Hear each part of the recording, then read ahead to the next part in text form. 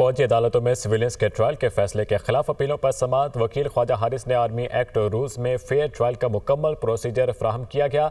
Justice Jamal Mandokhel ने इस्तफसार करते हुए कहा, आप मिलिट्री ट्रायल के किस फैसले से इत्तफाक करते हैं। समाअत का मजीद अहवाल जानेंगे हसीब मलिक से। हसीब, आगाह कीजिएगा। देखिए, फ़ौजी अदालतों में सिविलियंस के ट्रायल के फ़ैसले के ख़िलाफ़ ये अपीलें हैं, जिसके ऊपर आज तकरीबन दूसरा हफ्ता है कि वज़ारत दिफ़ा के जो वकील हैं ख्वाजा हारिस, उनकी जानिब से दलाइल का सिलसिला जारी है। और गुज़िश्ता रोज़ देखा गया कि जस्टिस जमाल खान मंदोखेल की जानिब से ये रिमार्क्स दिए गए थे कि कोशिश कीजिएगा कि कल तक जो है आप अपने दलाइल मुकम्मल करें, जिसके ऊपर ख्वाजा हारिस की जानिब से भी अदालत को यही कहा गया था कि मैं 100% कोशिश करूँगा कि दलाइल मुकम्मल कर लिए जाएँ।